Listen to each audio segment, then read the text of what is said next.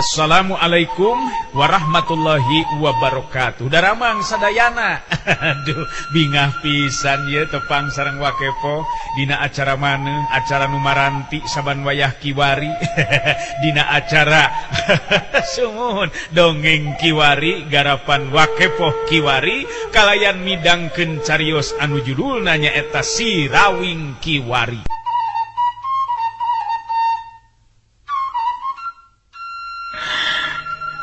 Nyape Dharma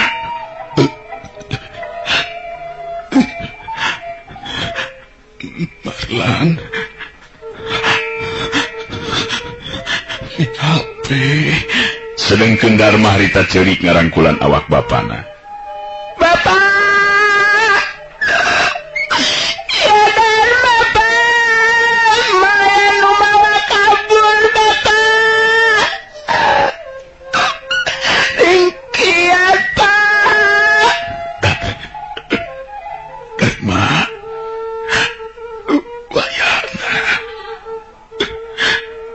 Bapak tekuat kade nyape Marlan Allah Akbar la ilaha illallah.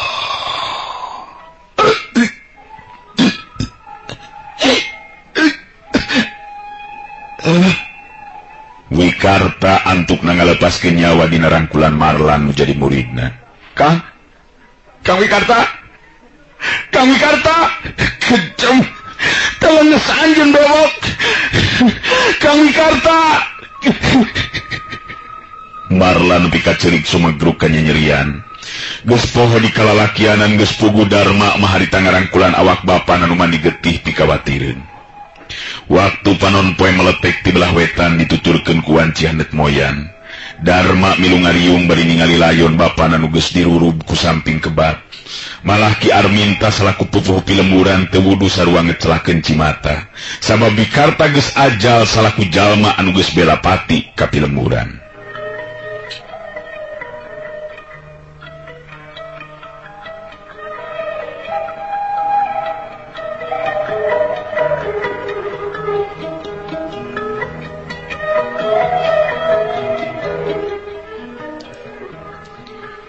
Waktu panon poe meletek di belah wetan dituturkeun ku wanci handet moyan. Dharma milu ngariung bari ningali layon bapana nu geus dirurub ku samping kebat. Malah Ki Arminta salaku pupuh pilemburan teu wudu sarua ngecelakeun Cimata. Sabab Wikarta geus ajal salaku jalma anu geus bela pati ka pilemburan. Dina mangsana layon dikuburkeun Ki Arminta negerakeun eusi hatena ka sakur anu nganteurkeun. Sabab geus leungiteun hiji lalaki anu leber ku awakawani tur narohkeun jiwana demi ngabela lemburna.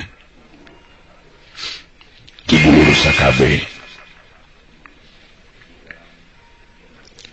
urang bener-bener ngarasa kaleungitan ku saderek Wikarta. Anu tetela geus pugur lantaran ngabela lembur. Sanajan nya lembur urang jadi korban karaman. Tapi urang kudu ngarasa reueus jeung bagja. Sabab saderek Wikarta hiji lalaki anu tuhu kana janji. Geusan bela pati ka urang saerea. Malah ayeuna ningsih jelas diculik ku eta gorombolan. Anu watir jeung mata karunya manasibna Dharma, budak nu bener-bener ayeuna jadi pahatu lalis. Wajar lamun dipikarunya ku urang. Ceki Arminta bari ngareret ka Dharma anu keur tungkul ngeluk budak teh bari deku di sisi kuburan bapana. Sakabeh panggesi pilemburan teh anu teu ngarasa sedih jeung nalamsa ku nasib nu karandapan ku Wikarta jeung pamajikanana. Dharma budak teh pada ngupah ngape komo ari Marlan masa satna anu kapercaya atawa keamanatan ku Wikarta anu jadi guruna. Sakitu ge untung Marlan mangan ukur tatu saeutik, sedengkeun Sobri mah terus ngaringkuk lantaran suku katuhu jeung leungeun kencan meh potong disabet pakarang lawan. Gundukan taneuh beureum geus pada ninggalkeun, bari deung bae Cipanon Dharma sababaraha kali ngaliekan ka tukang. Sedih anu lain dikieuna, sedengkeun jero dadana ngagedur hurung seuneu amarah nu ngandung geter ka ceuceub jeung kageuleuh kanu ngaran si Bewok. Marlan anu memang keamanatan ku guruna nyata Wikarta, harita terus marengan Dharma dina ngambah kahirupan ti poe ka poe. Marlan nu beunang disebutkeun murid pinilih Wikarta, harita milu ngatik Dharma ku ilmu silat anu kacangking ku dirina. Tetela budak teh calakan, gampang narima jeung ngarti kana non rupa nu diajarkeun ku Marlan. Teu matak aneh lamun Dharma sanajan nya budak keneh tapi pikeun nu sapantar jeung manehna mah ti eta lembur estu taya nu bisa mapakan kana ilmu bela dirina.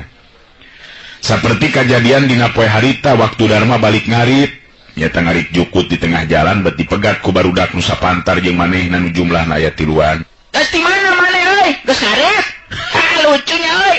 Aya jelema rawing celina euy, edan euy. Hebat euy. Celina rawing setan mah dicilian euy. Cek salah saurang budak anu tiluan teh jelas ngahina ka Dharma nyebutkeun si rawing. Bener euy. Padahal jeung rawing kitu mah celina mending kene rampung we sakalian we celiannya euy. Halus. Cek nu saurang ge sarua dimilu ngahina ka Dharma. Ai Dharma harita nyimpen tolombong nu dia si jukut panonna neuteup seukeut ka 3 budak nu sapantar jeung manehna. Angeunna karasa seueul, kaprihatinan dina hirupna ngajadikeun Dharma jadi gampang ambek. Hei, Rawing! Kenaon ini kana kanyun? Tolombong butut, ulin jeung aing ngatanya. Dharma memang keheul ka bina-bina, terus harita ngecagkeun tolombong anu keur disuhuna. Hei, Rawing! Oi! Si Rawing, oi! Lamun urang mambung nya, ku celi Rawing lagi saya mah. Tu kudu ngahina sia. Naon pernah si lain tiluan make ngahina ka Wing, nengan gara-gara itu naon? Cek Dharma harita teuneng ludeung sigana teh teu sieun di huruf ku tiluan, lamun nepikeun ka riributan harita. Ningali sikep Dharma pinuh kawani eta budak tiluan teh jadi beuki ambek.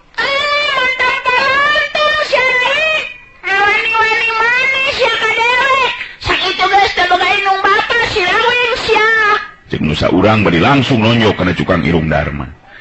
Tapi Dharma memang geus dilatih ku Marlan ngeunaan ilmu bela diri, kalawan tapis miceun beungeutna kagigir. Pigeulan leungeun anu nonjok ditewak bari rada dipurilitkeun, dibarengan ku peurutna nonjok kudu angeunkeun pisan. Nak cenah peyegeung nu miheulaan nonjok teh harita kalah ka meyegeung mundur ka tukang. Duaan di baturna jadi penasaran terus milu ngahurup ka Dharma, tapi duanana tetela teu mampu ngimbangan karikatan Dharma anu memang geus kalatih. Antukna duanana oge namrud terus lalumpatan lantaran geus teu kauntuk ngalawan Dharma. Disaprak kajadian harita, Dharma jadi nelah si Rawing. Anu pikeun Dharma mah beuki lila mah beuki biasa we teu asa kasinggung, malah Marlan oge jadi sok remen nyebut si Rawing. Dharma sorangan jadi asa sugemah hatena, sabab eta landian teh bet asa deukeut kana pribadina anu memang rumasa celina nu sabelah Marawing. Loba kolot-kolotna anu aduan mah terus ngadaratangan ka Marlan anu maksudna mah maradukeun yen Dharma atawa si Rawing termen pisan gelut riributan. Malah barudak anu sapantar di eta lembur geus taya anu bisa ngalawan ka si Rawing anu tetela bisa ulin ilmu silat. Saperti waktu harita Marlan ngajakan ngobrol ka Dharma alias si Rawing teh. Rawing, sabenerna mak mang teh geus mineng teuing kadatangan ku kolot-kolot anu barudakna kungsi ribut jeung Rawing. Jadi beuki dieu teh bet asa beuki era. Alusna mah ulah lawanan Rawing. Cek Marlan ngakmangkeun ka si Rawing teh, sabab memang umurna beuki nambahan ngan duka ting kumaha Marlan jadi hoream rek kulawargaan teh.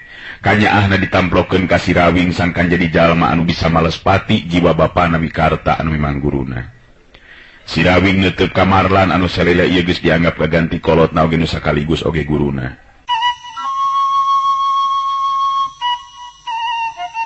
Rawing kudu cicing wae lamun dihina ku budak nu sejen. Pang-pang nama lamun geus nyabit-nyabit ngeunaan emak jeung bapa, Rawing masuk ambak mang. Cek si Rawing ngegerakeun isi hatena. Memang tengah bibisani man oge. Nganu matak ayeuna diajakan ngobrol ku mang teh aya bahan picaritaeun ka Rawing teh. Anu tumali jeung amanat bapa, nyeta amanat bapa Rawing baheula. Nah naon kitu mang? Salah teu bejakeun ka Rawing. Kieu. Bapa hidup geus amanat ka mang, sangkan ngajaga jeung ngapi ngajaring hidup. Malah siga nu geus terus rasa memeh kajadian Rajapati teh. Kungs nyarita ka mang. Pikeun ngasakeun pangarti leuwih hade cenah datangan we Mbah Wigena anu aya di Arga Binangun anu kawengku ku daerah Cianjur. Ku cara kitu tangtu bakal leuwih asak ilmu anu kacangking.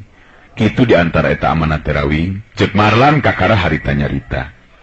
Si Rawing netep ka Marlan anu memang karasa kanyaah jeung pangjejeuna, dirina geus dianggap seolah-olah anak ku Marlan. Jadi maksud mang teh urang kudu nempungan Mbah Wigena mang. Nah tuh urang jugjug we tepungan mang. Sabab terus terang karep dina teh moal oleh panasaran lamun uing can bisa malaspati ka si bewok jeung anak-anak buahna mang. Panetep si Rawing semuhurung lantaran kahudang di amarahna. Nu matak mang teh boga pikiran hayang nyobaan nepungan Rawing. Sugan we masih keneh aya di kieuna sabab mang moal kagok hayang ngajadikeun Rawing. Jadi hiji jago anu bener-bener mampu numpes segala rupa kejahatan. Sabab ku ancurna kulawarga urang lantaran pokana jalma-jalma nu jahat. Bener mang. Lamun uing geus jadi jago, jalma-jalma nu jahat teh moal diantepkeun mang ku uing mah. Sabab lamun diantepkeun nya bakal tetep jadi gangguan pikeun rahayat leutik anu teu bisa nanaon mang. Jiwa satria si Rawing teh telah geus ngawujud. Hiji kabagjaan jeung jadi reueus pikeun Marlan dina waktu harita. Atuh puguh we si Rawing teh da ari rupa mah memang kasep geus bisa kasawang ku Marlan oge. Upama dina waktuna si Rawing tumuwuh jadi jajaka anu manjing dewasa tangtu mibanda rupa nu kasep. Ngan hanjakalna teh eta meureunan ceulina sabelah Rawing.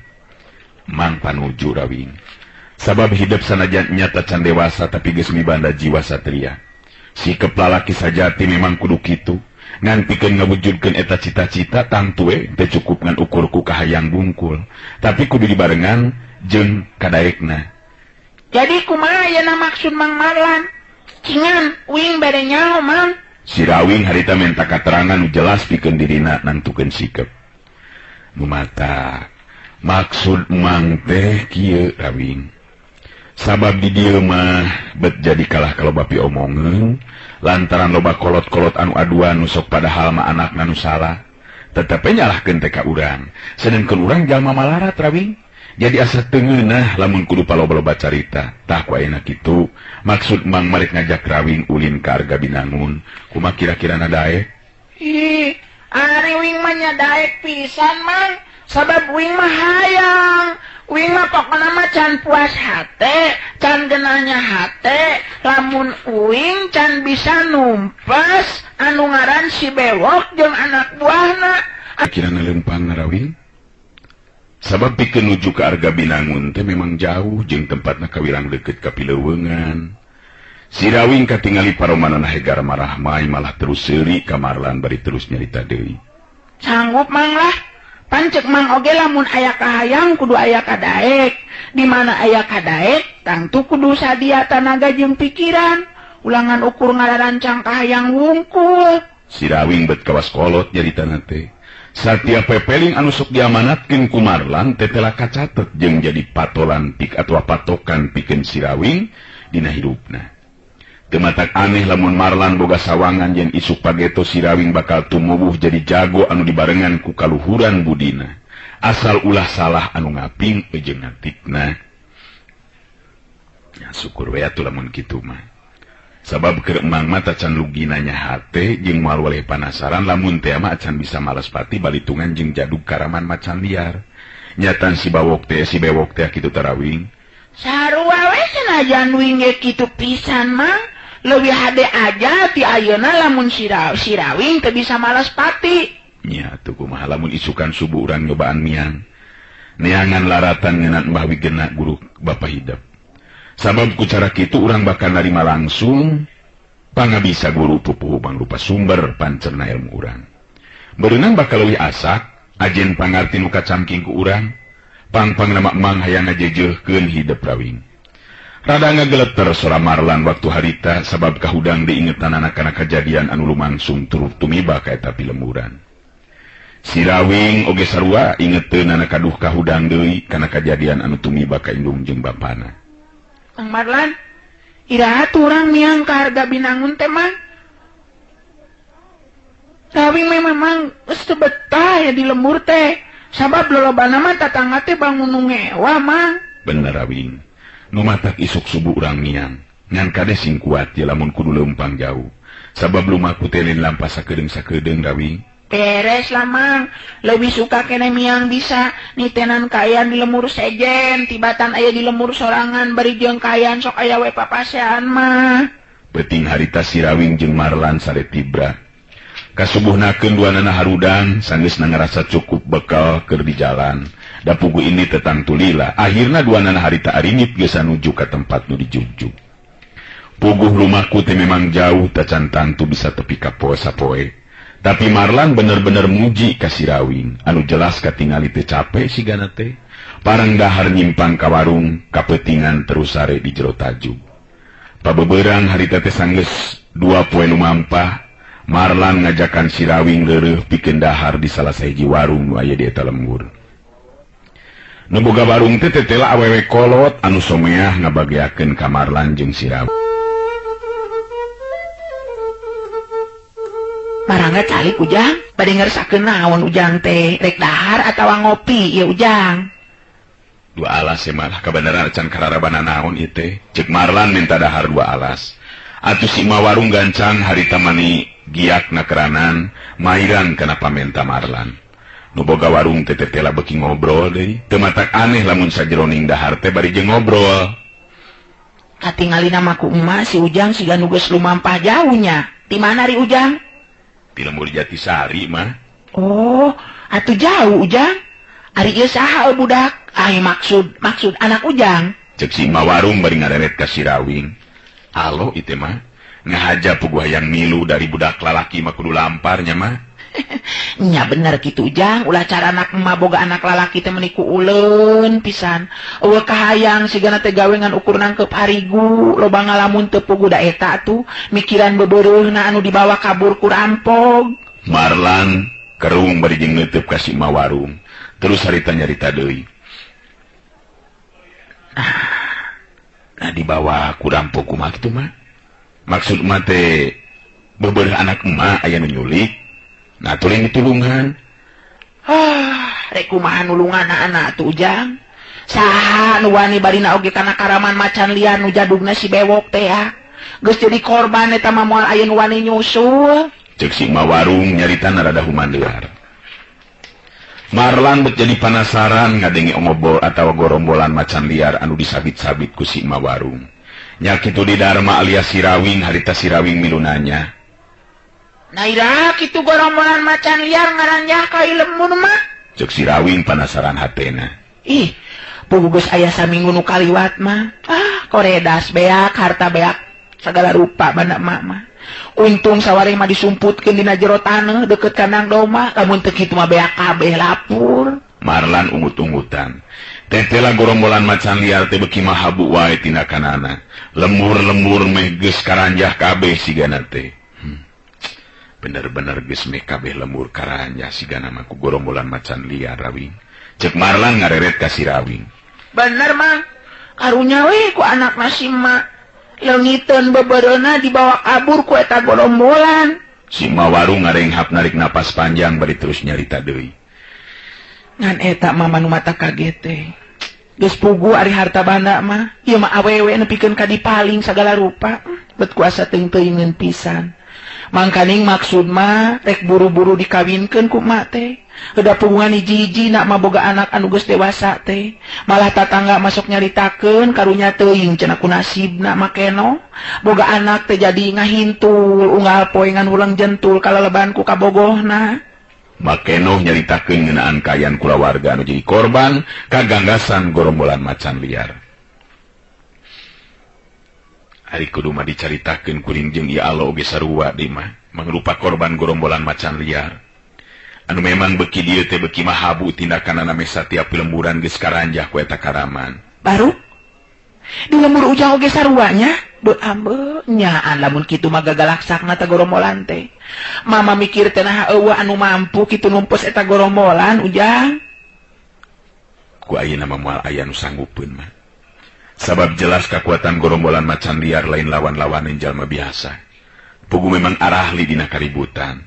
Nu mata kitu ujang mama mah sok jadi prihatin kitu kan jadi anak ayeuna teh kitu be siga nu ngajubleg.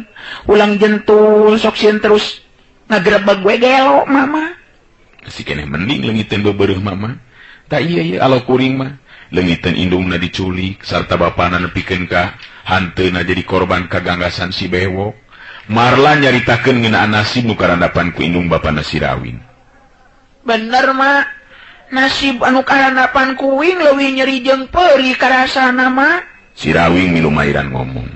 Makenoh neuteup antep ka si Rawing asa rada kaubaran hatena. Sabab tetela geuningan aya nu leuwih goreng nasibna anu mangrupa korban gorombolan macan liar. Tapi eta si Ujangnya oge budak keneh kitu tabahnya nying hareupan cocoba sarupa kitu. Cacakan emak mah ku anak anu geus gede oge tetep be jadi pikiran jeung eta di mama anu teu kaharti teh kaayaan di ieu lembur ayeuna Ujang. Makeno beuki lila teh beuki resepeun ngobrol jeung Marlan sigana teh. Naon kitu nu teu kaharti teh mah? Nya ti sabang prakajadian ieu lembur diranjah ku gorombolan macan liarna si bewok. Aya nu datang dua lalaki 3 poe ti sanggeusna kajadian ieu lembur dirampok ari ngakukeunna nama Jawara ti Kulon cenah. Nya maksakeun maneh keukeuh hayang milu bubuara di ieu lembur pikeun ngajaga keamanan cenah. Ngan ayeuna teh jadi aya aturan anyar. Nah, ieu aturan anyar kumaha kitu mah? Nya setiap bulan sakali cenah kudu mere upeti ka eta 2 jalma anu ngakukeun jago ti Kulon teh. Keur nya buruhan eta we meureunan jua jago nu ngajaga keamanan di ieu lembur teh we meureunan. Jadi namahan karudet kana kahirupan. Pupuh lembur teu bisa nanaon sigana teh sieun pisan ku eta 2 jago teh kitu ta Ujang. Marlan jeung si Rawing sini teuteub. Beut panasaran hate Marlannya kitu di si Rawing ku aya eta beja. Atuh Marlan terus harita nanya deui. Saha cenah eta 2 jago ti Kulon teh mah? Bet arane teh mah kejeng nantukeun aturan kusorangan. Anu saurang deui mah Markup, ngaranna teh anu saurang deui mah Kardan. Jeung ka awewena deui meuni hejo pisan teu kaur ningali anu luis-luis ari ngakukeun hayang ngajaga keamanan tapi dina prakna jadi loba rumah tangga anu teu aman. Lantaran loba awewe anu diganggu ku manehanana duaan. Si Rawing ngareret ka Marlan terus nyarita. Jelas lamun kitu mah. Pangaco eta jelema teh mah. Di mana cicingna eta 2 jago teh mah? Si Rawing ayeuna mah anu nanya ka Makeno. Nu mata kitu mah oge boga pikiran teh. Ari sugan teh nya berek ngajaga keamanan ieu lembur. Alah eta Gusti nu agung. Dasar. Kalah kanu diomongkeun teh. Alah. Itu gerak. Gusti nu agung ya Allah ya Robi. Kunaon mah? Itu nu diomongkeun datang ka dari adalah Ujang. Makeno langsung pias paromanana. Sabab rentang-rentang katingali aya 2 lalaki anu geus aya umuran malah leuwih kolot batan Marlan nyamperkeun ka lebah warung. Sareretan Marlan jeung si Rawing ningali nu rentang-rentang datang. Pantes lamun ngakukeun Jawara teh sabab memang milik dina wanda jeung kaayaan make kampret jeung celana pangsi hideung. Dina cangkeng belah kenca nyoleh greng bedog awakna ngarareusi. Sidahna diiket barang bang semplak. Rupa atawa keuretan beungeut oge memang pasemonu galak. Kumisna karandel pantes lamun disebut jago teh.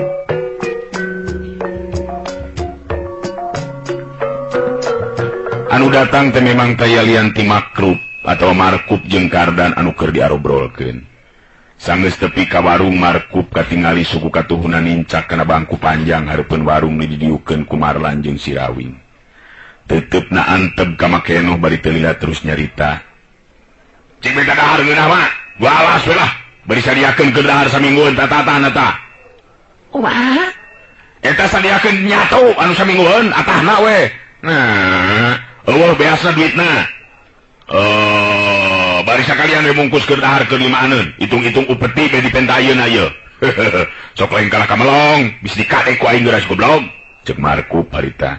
Ngajago pisan sigana teh abong ka awewe anu geus kolot. Ai Kardan harita ngadeuketan ka Lebah Marlan, leungeun katuhun nepakana tak-tak Marlan bari nyarita. Kenaon ye kisana? Dahar mun disebut kitu. Lain urang dieu nya. Marlan ngareret ka Kardan.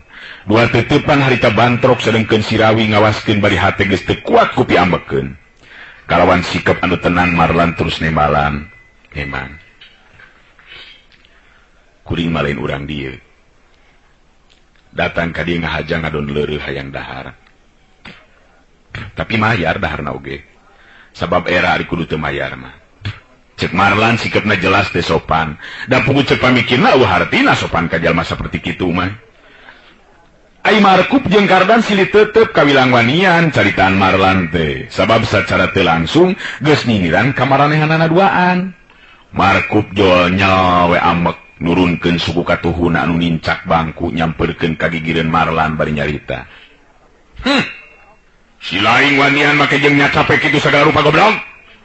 Nyindiran ka dewek si laing cacing. Asa nyaho dewek jago di ieu tempat, di lembur. Ngajaga keamanan goblok. Lamun nya oge anu ngajaga keamanan, ulah ngaruksa keamanan kahirupan batur atuh. Ari barang penta ngarugikeun mah jelas ngaganggu kana keamanan. Cek Marlan teh sieun ku polototna panon Markup. Atuh puguh Markup jeung Kardan jadi penasaran sabab aya jalma anyar pinami anu wani ngalawan caritanana. Maneh sigana mah geus bosen hirup meureunna nya, wani nyarita kitu ka dewe, sasilengeran. Kuring Marlan dek naon kitu? Parlan mah ngampar di jalan goblok. Marlan. Si Rawing kawilang budak anu wanian tur gampang kahudang nafsuna, harita terus milu nyarita. Jelema kieu mah kudu diwar mantu man. Uing oge wani gelut jeung jago butut kieu malah. Nah, ngakukeun jago tapi na jago kana hakaneun koplok teh. Si Rawing teu leum-euleum. Atuh puguh Markup jeung si Kardan teh nepikeun kabuncelik panonna puguh teu nyangka si Rawing budak satepak wani nyarita kitu. Waktosna geuning seep. Urang cekapkeun dugi ka dewe latunya. Acara dongeng kiwari kapihatur ku Wakepoh kiwari neraskeun carios Si Rawing kiwari.